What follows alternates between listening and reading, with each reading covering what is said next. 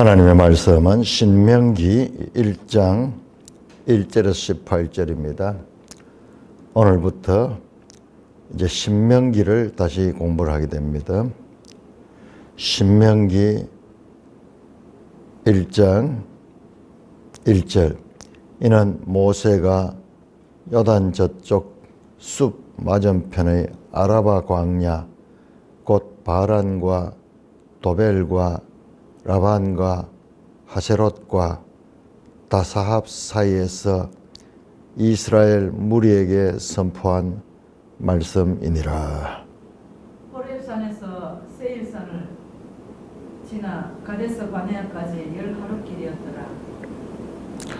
40째 해 11째 달 그 달 첫째 날에 모세가 이스라엘 자손에게 여호와께서 그들을 위하여 자기에게 주신 명령을 다 알렸으니. 그때는 모세가 헤스본에 거주하는 아모리 왕 시온을 쳐 죽이고 에드레이에서 아스타롯에 거주하는 바산 왕 옥을 쳐 죽인 후라. 모세가 요단 저쪽 모압 땅에서 이 율법을 설명하기 시작하였더라. 일러스되 우리 하나님 여호와께서 호렙산에서 우리에게 말씀하여 이르시기를 너희가 이 산에 거주한 지 오래니 방향을 돌려 행진하여 아모리족 속의 산지로 가고 그 근방 곳곳으로 가고 아라바와 산지와 평지와 네겝과 해변과 가나안 족속의 땅과 레바논과 큰 강 유브라데기까지 가라.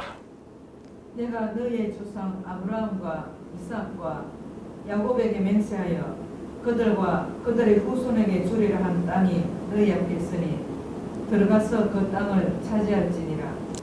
그때 내가 너희에게 말하여 이르기를 나는 홀로 너희 짐을 질 수 없도다. 너희 하나님 여호와께서 너희를 번성하게 하셨으므로 너희가 오늘날 하늘의 별같이 많거니와 너희 조상의 하나님 여호와께서 너희를 현재보다 1000배나 많게 하시며 너희에게 허락하신 것과 같이 너희에게 복 주시기를 원하노라. 그런즉 나 홀로 어찌 능히 너희의 괴로운 일과 너희의 힘겨운 일과 너희의 다투는 일을 감당할 수 있으랴. 너희 각 지파에서 지혜와 지식이 있는 인정받는 자를 택하라. 내가 그들을 세워 너희 수령을 삼으리라 한적. 너희가 내게 대답하여 이르기를 당신의 말씀대로 하는 것이 좋다 하기에 내가 너희 지파의 수령으로 지혜가 있고 인정받는 자들을 취하여 너희의 수령을 삼되 곧 각 지파를 따라 천부장과 백부장과 50부장과 10부장과 조장을 삼고 내가 그때에 너희의 재판장들에게 명하여 이르기를 너희가 너희의 형제 중에서 송사를 들을 때에 상방간에 공정히 판결할 것이며 그들 중에 있는 타국인에게도 그리할 것이라. 재판은 하나님께 속한 것인즉 너희는 재판할 때에 외모를 보지 말고 귀천을 차별 없이 듣고 사람의 낯을 두려워하지 말 것이며 스스로 결단하기 어려운 일이 있거든 내게로 돌리라. 내가 들으리라 하였고 내가 너희의 행할 모든 일을 그때에 너희에게 다 명령하였느니라. 하나님 아버지 은혜를 감사합니다. 이제 또 이 새로운 한 해를 주시고 이 해를 신명기 말씀을 먼저 공부할 수 있도록 인도하여 주시니 감사를 드립니다. 이 말씀을 바르게 깨닫고 전할 수 있도록 성령 하나님 주장하여 주시옵소서. 예수님 이름으로 감사하며 기도드리옵나이다. 아멘. 자, 신명기는 우리 성경 가운데서 아주 중요한 책입니다. 그것을 우리가 가늠할 수 있는 것은 예수님께서 신명기 인용을 어느 성경 인용보다도 많이 하셨어요. 특별히 예수님의 공생애를 처음 시작하기 전에 광야에서 40일간 금식하며 유혹을 받았죠. 마귀의 유혹을 받을 때 말씀으로 대응했던 말씀들이 다 신명기 말씀입니다. 우리 한번 볼까요? 마태복음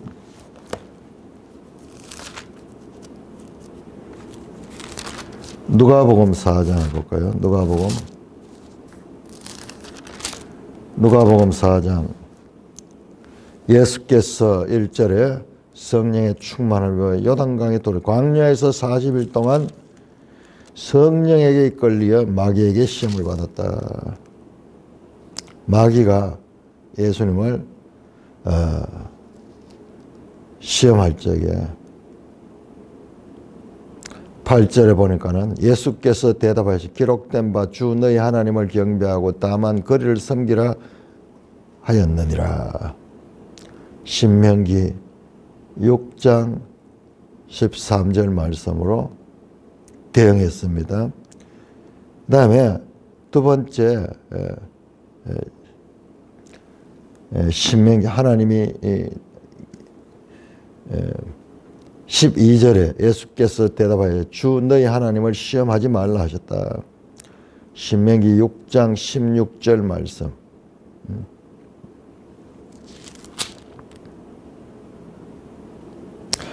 첫 시험에서 이 돌을 명하여 떡이 되라 했을 때 예수님께서 신명기 8장 3절 말씀으로 인용했어요. 기록된 바 사람이 떡으로만 살 것이 아니라. 그러니까는 신명기가 아주 예수님께서도 많이 인용하셨고 신약 성경 전체에서도 신명기를 50여 회 인용을 해요. 신약 성경 전체에서. 그래서 시편과 이사야서보다도 더 많이 신명기가 언급이 되고 인용이 되고 있습니다. 신명기 갈 적에 우리말 번역에서 신명기라는 말은 이게 자칫 생각하면은 신의 말씀, 신의 명령 그렇게 생각했는데 이게 신자, 이 하나님을 가리킬 때 그 신인데 이 신이 아니고 그냥 납신입니다. 납신, 신, 명령명, 기록기, 신명기. 우리 이 신자가 내 성이 이 신자인데 이것은 어떤 의미가 있냐면 이 속에는 거듭한다, 반복한다 그런 의미예요. 반복한다. 그러니까 우리가 그냥 한자로 이러니까는 언뜻 들으면은 신의 말씀을 기록했는 것이라 이렇게 생각하시는데 그런 뜻이 아니고 다시 말씀한다. 두 번째 말씀했다. 뭐 그런 의미가 있습니다. 그래서 이 영어 성경에 보면 이 신명기가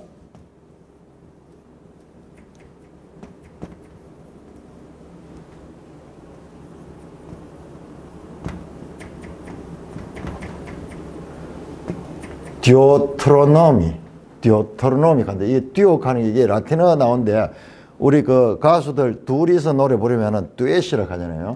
그 말 하는데 두 번째라는 말씀이 있어요. 두 번째 주어진 말씀 뭐 그런 의미가 있는데 이 말씀도 그렇게 이 정확한 이 제목으로서 맞지 않아요. 디오트로미, 반복해서 말씀한다, 다시 말씀한다, 그런 의미를 가지고 있다. 그러니까 저는 이 신학하면서 이 신명기에 늘 우리가 읽으면서 좀 이상했던 게, 신명기에는 앞에 나오는 출애굽기, 민수기 내용들이 반복되어 나오거든요. 그래서 그 관계가 어떤가 참 혼란스러운데, 자, 이 배경을 분명히 모르면은 막 모세와 오경이 막 뒤섞여가지고 혼란스러워요. 자, 이것은 첫째로, 자, 장소가 나옵니다. 오늘 본문 말씀에 보면은 어디에서 말씀했는 건가? 요단 저쪽 숲 맞은편, 아라바 광야 곧 바란과 도벨과 라반과 하스롯과 다삽 사이에 이스라엘 무리에게 선포한다. 복잡하게 나오죠. 한마디로 말하면서 5절에 보면 더 정확히 나옵니다. 모세가 요단 저쪽이라는 표현은, 그러니까 이쪽 저쪽 이렇게 표현하는데, 이제 이 기록한 사람들은 알고 있는 거예요. 자기들끼리 저쪽 하면은 저쪽이고, 이제 우리는 잘 모르죠. 이게 오늘 보면 이게 서쪽이에요, 서쪽. 그리고 요단 동쪽이, 요단강을 건너서 동쪽이 가나안 땅이고, 그 건너기 전에 서쪽이에요. 그래서 여기는 어디냐 그러면은 모압 땅에서 이 율법을 설명하기 시작했더라. 자, 이렇게 요단강이 있다면은, 요단강이 있으면 여기에 사해가 있고, 위에가 갈릴리, 그 다음에 사해가 있는데, 자, 여기가 가나안 땅이, 가나안 땅. 자, 여기가 모압 땅이, 모압. 강을 건너기 전입니다. 그래서 이쪽을 요단 이쪽이라고 표현하고, 저쪽을 요단 저쪽이라고 표현하는데, 자기들 말로서 그런데 여기 중심이에요. 여기 중심. 그러니까 이 요단강 저쪽 서쪽이에요. 여기가 동쪽이고, 요단 동편, 요단 서편인데, 강 건너기 전에 이제 마지막 강을 건너서 이 가나안 땅에 들어가기 전입니다. 그러면 시간은 언제냐? 시간은 3절에 보니까는 마흔째 해 열째 달이었다. 이 기준이, 그럼 마흔째는 무엇이 기준이 되는가? 자, 우리 출애굽기 19장 한번 보겠습니다. 출애굽기 19장. 이런 배경이 없으면은 무슨 말씀인지, 어디서 언제 어떻게 해서 말씀이고, 그 연대 기준을 어떻게 되는지 알 수가 없어요. 출애굽기 19장 보시면은 이스라엘 자손이 애굽 땅을 떠난 지 3개월 되는 날. 자, 그러니까 모세와 오경의 여기 시간 기준은 뭐냐가 출애굽 기준이에요. 애굽에서 나온 지 19장은 3개월 됐을 때고, 지금 신명기 1장은 40년이 된, 40년 된 그런 이 시간적인 간격이 있습니다. 그래서 여기에서 뭐 40째, 뭐 38째, 뭐 이런 이 연도의 기준은 출애굽을 기준으로 해서 말씀하고 있다. 그런데 2절에 보면은 호렙산에서 세일산을 지나서 가데스 바네아까지 10하루길이었다. 호렙산이 바로 지금 방금 나왔던 이 시내산이죠. 시내산. 3개월째 되던 때 도착했던 그 시내산. 거기서 하나님께 율법을 받았잖아요. 거기에서 시작해가지고 거기 1년 동안 있었죠. 시내산에서, 이 호렙산에서 1년 동안 정박해서 율법을 받고 성막을 지었죠. 그리고 1년 후에 출발합니다. 자, 우리 출애굽기 40장 마지막 장을 보시면은, 그래서 출애굽기 이야기가 쭉 계속 성막 이야기가 나옵니다.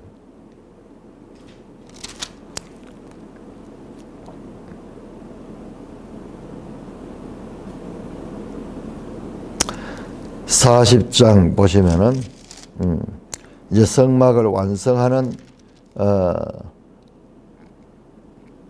내용이 나오는데 40장 1절에 보면 너는 첫째 달 초하루에 성막 곧 회막을 세우고, 그러면서 여기 또 첫째 달 초하루하는데 여기는 1년이 지난 후 첫째 달입니다. 1년이 지난 후 첫째 달이 되고, 이런 식으로 이 연도 계산이 항상 출애굽을 중심으로 그렇게 기준이 되어서 말씀하고 있는 것이다. 자, 민수기 1장을 보시면은 민수기 1장 이스라엘 자손이 애굽 땅에서 나온 후 둘째 해 둘째 달 첫째 날. 자, 출애굽기 제일 마지막에 40장에서 성막을 완성한 게 첫째 달이라고 그렇게 됐잖아요. 그러니까는 그 첫째 달은 둘째 해 첫째 달이에요. 처음 도착해가지고 이제 1년이 지나고 그 첫째 달. 그 다음에 여기 민수기 1장에는 출애굽 후에 둘째 해 둘째 달이야. 그러니까는 이게 한 해가 지나고 그 둘째 달 그것을 말합니다. 첫 해, 둘째 해. 그러니까 1년, 2년째 접어드는 그 둘째 달을 가리킵니다. 그래서 이제 여기에서 이제 다 이스라엘 백성들이 다시 출발하는 가나안 땅을 하여 출발하는 거인데, 자, 그래서 사실상은 열하루길 이 출애굽해서 가데스 바네아까지 한 10하루길 정도면은 갈 수 있는 그런 길이었는데 40년이 지났습니다.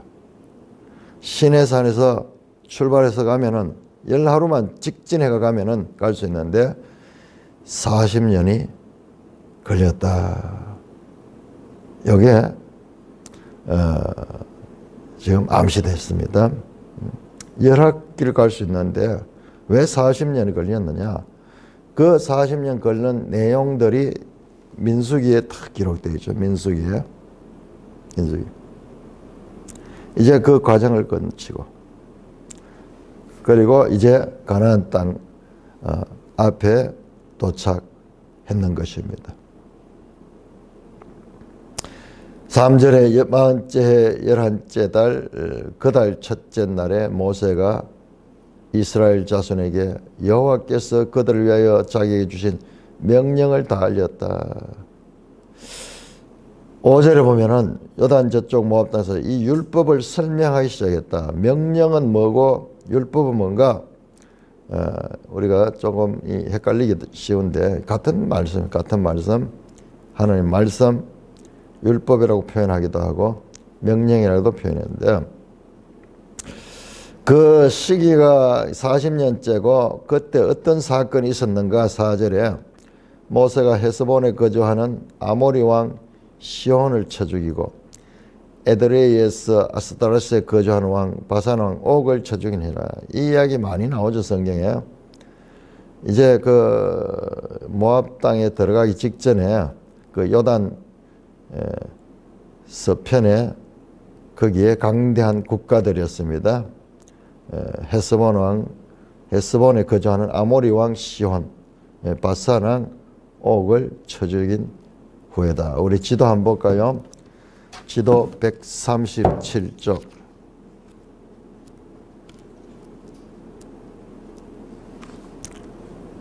지도 137쪽을 보시면은 지금 가데스 바네아에서 모압 평지까지의 여정이 기록되어 있습니다. 자, 이 위쪽에 사해 그 위쪽에 모압 평지에서 먼저 헤스본, 그다음에 저 화살표 끝이 에드레이, 여기에 전쟁에서 이기고 이 사람들을 물리치고 모압 평지에서 지금 말씀을 전한다. 이 40년 동안 어떤 일이 있었습니까? 40년 동안 출애굽 1세대들, 즉 시내산에서 하나님의 명령을 받았던 출애굽한 그 1세대들, 그 세대들은 다 죽었어요. 다 죽고 지금 남아있는 백성들은 그들에 의해서 태어난 2세대들, 신세대들. 이들은 광야에서 태어난 사람들이 대부분입니다. 그들에게 말씀을 전하게.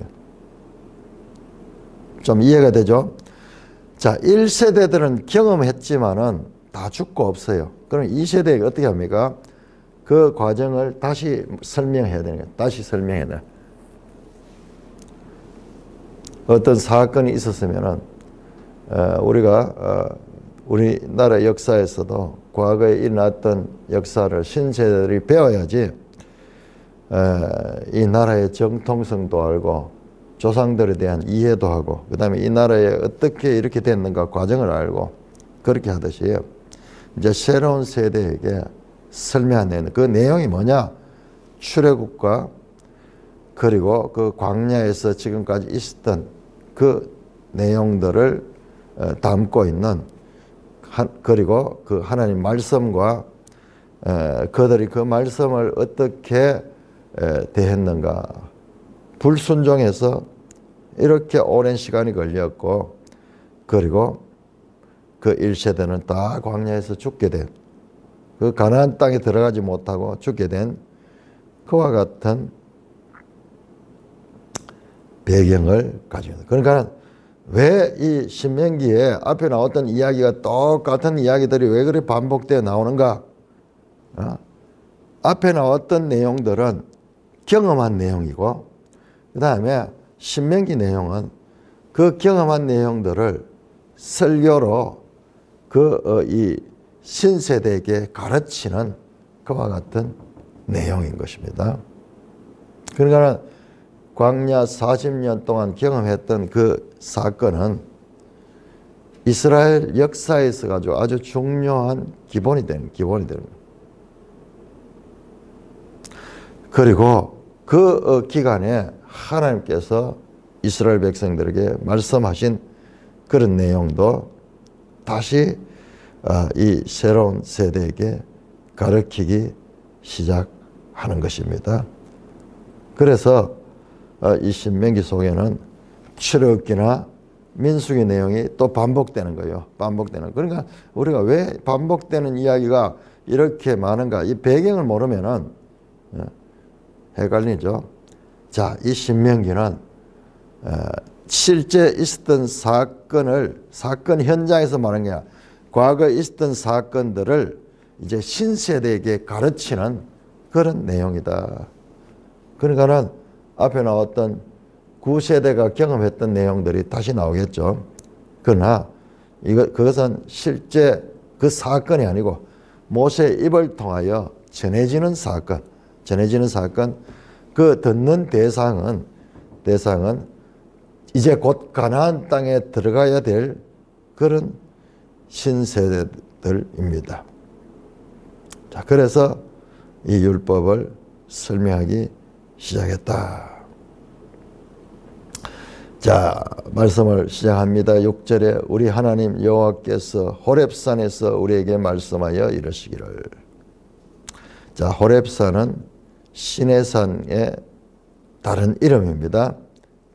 우리 어제 보니까는 앞산의 이름이 전에는 비설산으로 불렸다가 일제시대는 한자어로 해가지고 앞전자로서 전산이라고 그랬다고요.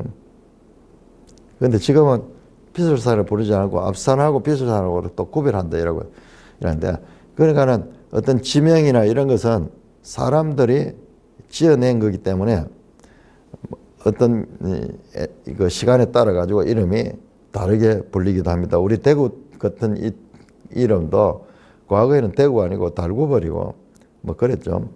그러니까는 이제 그런 배경 때문에 호렙산이라고 하기도 하고 시내산이라고 하는데 같은 산이죠.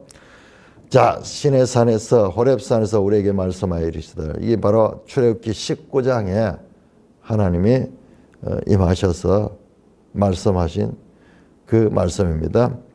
너희가 이 산에 거주한 지 오래니 방향을 돌려 행진하여 아모리 족속의 산지로 가고 그것 곳곳으로 아라바 산지와 평지와 네겝과 해변과 가나안 족속의 땅과 레바논 큰 땅 유브라데까지 가라. 와, 장차 출애굽한 이스라엘 백성들이 들어가야 될 땅을 가리키고 있습니다.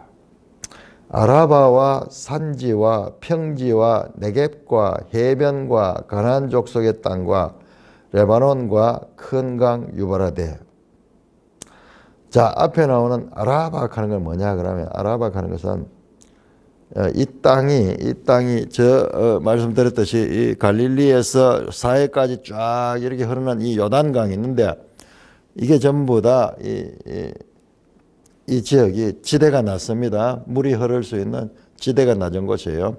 그래서 이 밑으로까지, 사해 밑으로까지 연결인데, 이 골짜기를 아라바라 그래요. 전체적으로. 보통 여기를 아라바라 하는데, 여기도 다 포함돼요. 지형을 향해, 지형. 아라바와, 그 다음에 이 산지, 여기에는 지형적으로 산들이 많습니다. 자, 이쪽에도 지금 산이고, 이쪽에도 가나안, 이쪽에도 산들이 많습니다. 그래서 산지가 있고, 그 다음에 평지, 그 산지 사이사이에 또 평지들이 있어요. 지형을 지금 이야기해요. 평지가 있고, 네겝 하는 것은, 네겝은 남쪽이라는 뜻인데, 여기 남방 지역인데, 사해 이쪽에, 여기에 나중에 그 이스라엘 유다 지파가 거주하는 그곳인데, 그 밑쪽에, 남방 쪽에는 여기 광야 지역이에요. 네겝 그러면 이 남방 광야, 유다 광야가 있는 그 지역을 말합니다. 네겝과 해변은 지중해 연결되어 있는 그 해변과, 그 다음에 가나안 족속의 땅과, 가나안 족속에 지금 이 땅에 머물고 있죠. 레바논은 좀 북쪽이죠. 그 다음에 큰 강 유브라데까지 가라. 자, 하나님께서 이스라엘 백성들에게 이제 들어가야 될 땅을 가르쳐 주고 있습니다. 그런데 이 이야기가 이제 처음 나오는 이야기가 아니고, 실제로 아브라함을 불러가지고 말씀했던 그 같은 장소예요. 아브라함을 불러가지고. 그러니까 이 신명기 이 말씀 이전에, 시간적으로 거의 500년 전에 아브라함에게 말씀했던 땅이 바로 이 땅입니다. 자, 우리 한번 보겠습니다. 창세기 15장.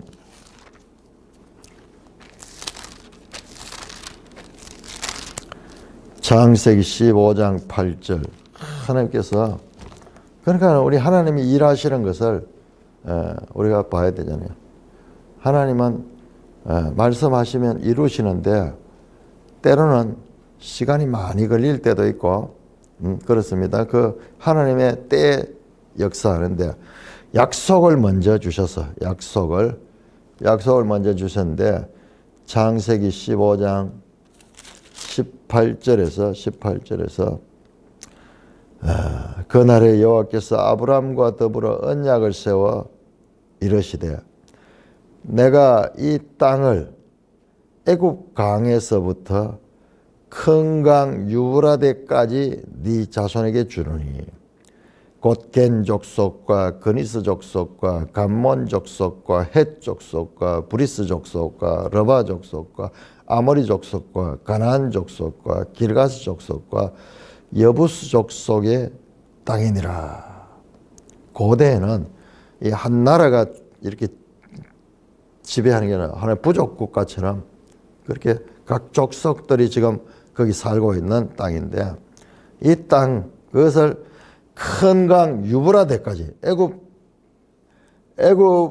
이 강에서부터, 여기서 애굽강은 나일강이라기보다도 애굽을 경계하는 그런 애굽 위쪽으로 지금도 저 팔레스타인 가자 지구에 전쟁이 있어가지고 하는데 그들이 애굽 경계 그쪽 지역에 가지고 지금 피난하고 이렇게 하는데 애굽과 경계되는 그 부분에서 그다음에 저 위로는 큰 강 유브라데까지.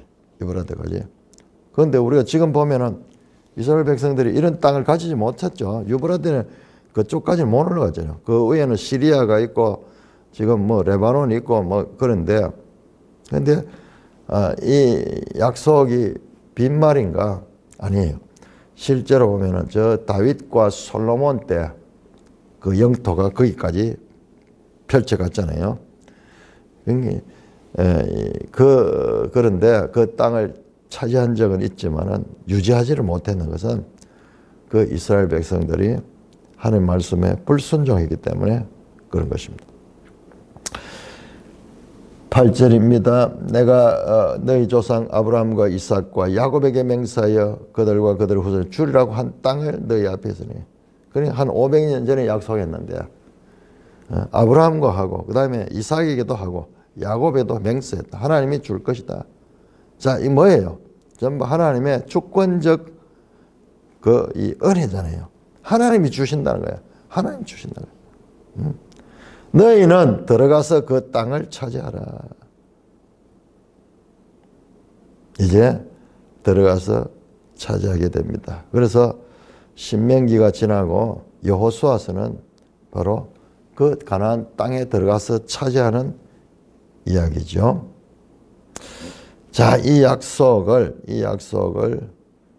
여러 번 아브라함과 이삭과 약속에게 그 요셉에게도 약속했습니다.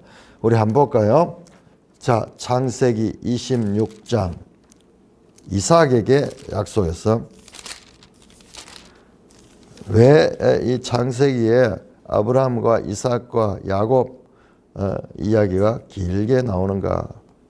그것도 더 하나님의 뜻이 있습니다.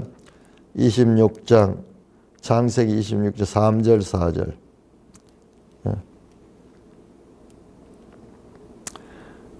이 땅에 거류하면 내가 너와 함께 있어 너에게 복을 주고 내가 이 모든 땅을 너와 네 자손에게 주리라.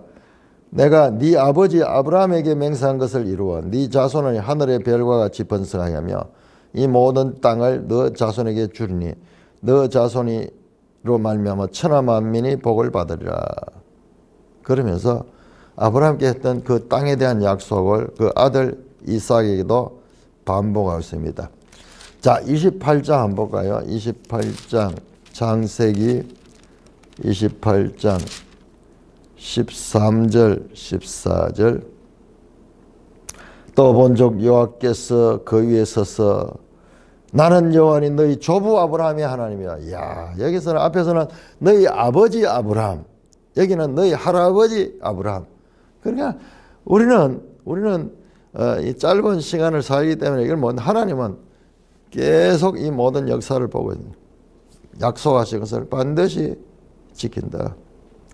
네 조부 아브라함이 하나님이여 이삭이 하면 내가 누워있는 땅을 내가 너와 네 자손에게 주리니 네 자손이 땅에 티끌같이 되어 내가 서쪽과 동쪽과 북쪽과 남쪽으로 퍼져나갈지며 땅의 모든 족속이 너와 네 자손으로 말미암아 복을 받으리라.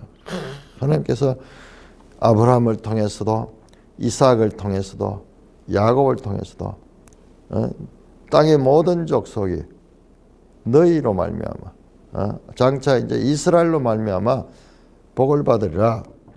그와 같은 약속을 대를 이어 말씀하고 있습니다. 자, 50장 한번 볼까요?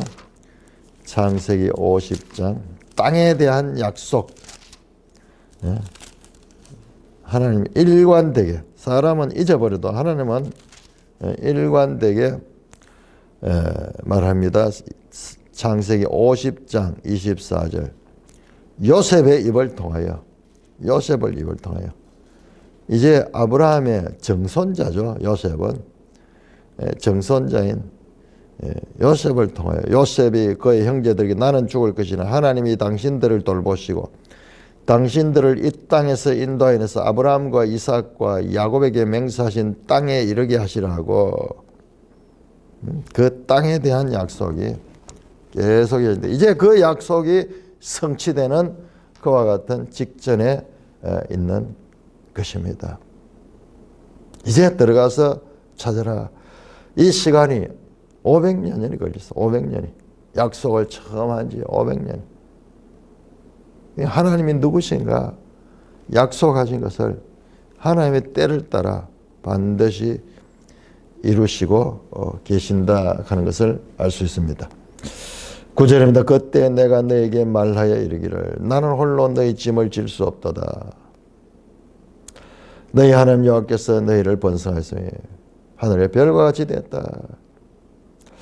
너희 조상의 하나님 여호와께서 너희를 현재보다 1000배나 많게 하시며 너희에게 허락하신 같이 너희에게 복을 주시기를 원하노라. 그러면서 무슨 이야기를 하느냐 그러면은 이제 이스라엘 백성 수가 처음엔 출애굽할 때는 얼마 되지 않았지만은 수가 많아졌기 때문에 그걸 이제 모세 혼자서 지도할 수 없으니까는 그 사역을 분장하는 그 내용을 가리키는데 우리가 이 본문을 자세히 보면요 참 좀 혼란스러운 면이 있습니다. 자, 우리 출애굽기 18장을 한번 보시면은 출애굽기 18장에 보시면은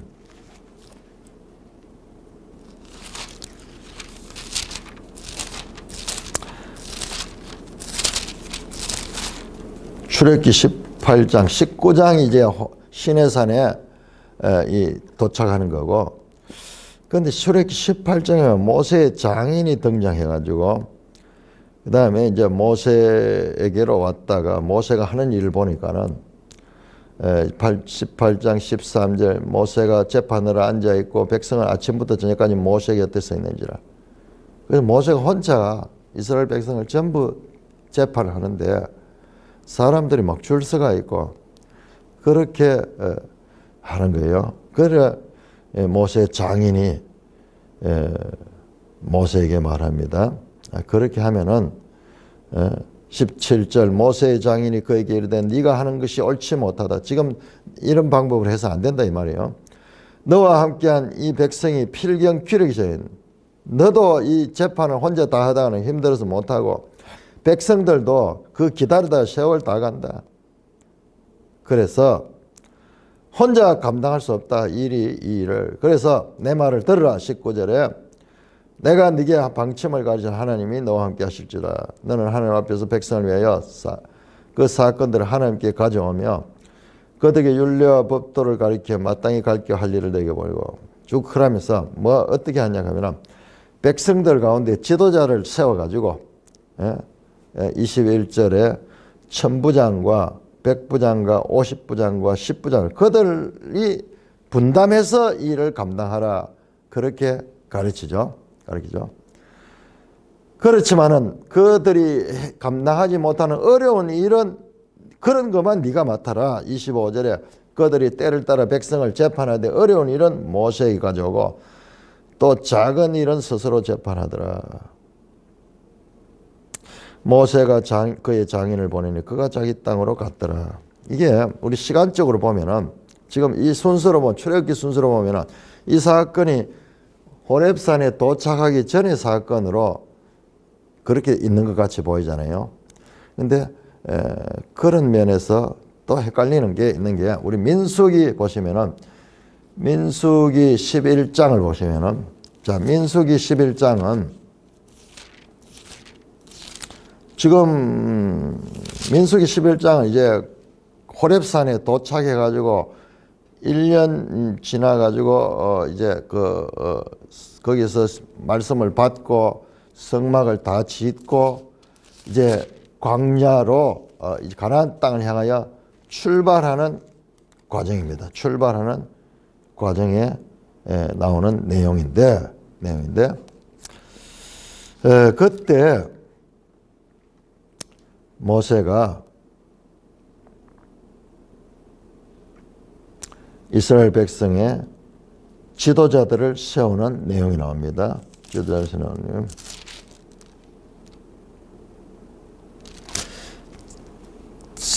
민수기 11장 11장 4절을 보시면 11절 그들 중에 스께서는 탐욕을 울며 14절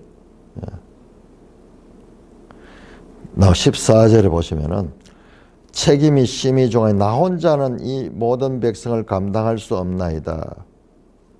모세가 하나님께 지금 말씀하는 거예요. 나 혼자는 이 감당할 수 없으니 주께서 내게 이같이 행할진대 구하옵나니 내게 은혜를 베푸사 즉시 나를 죽여 내가 고난당을 보지 않겠어. 내가 이 일 너무 힘들어서 감당 못하겠다. 그러자 여호와께서 모세에게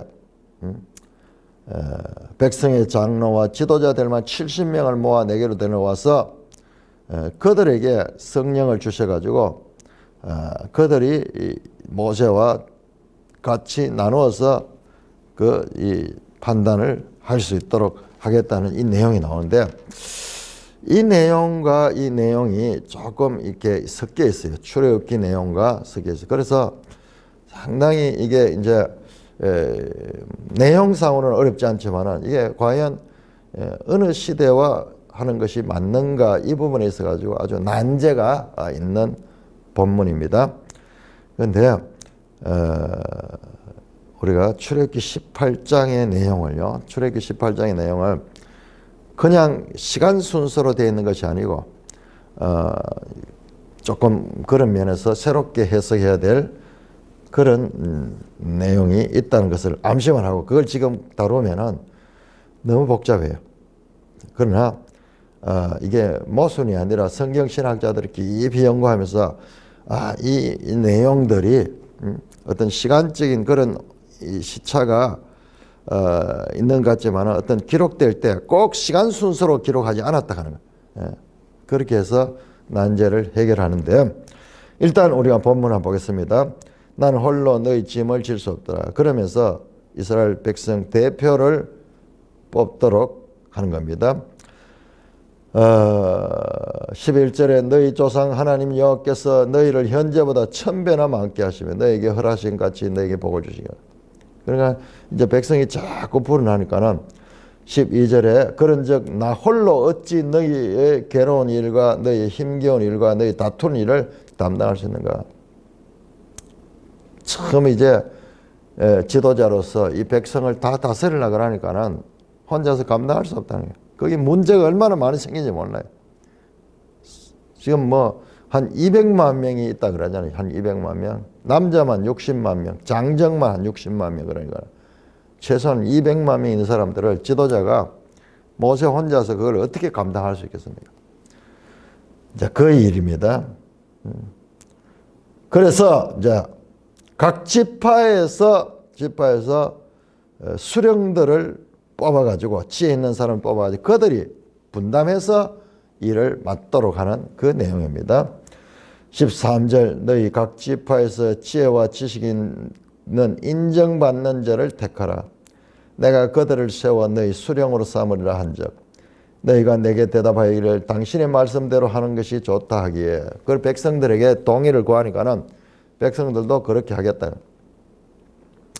내가 너희 지파의 수령으로 지혜가 있고 인정받는 자를 취하여 너희 수령을 삼되 곧 각 지파를 따봐 청부장과 백부장과 50부장과 10부장과 조장을 삼고 자 백성들을 이제 이 내용을 보면은 아까 민수기는 70명을 뽑았는데 이 내용을 보면 이게 이 출애굽기 18장에 그 모세의 장인의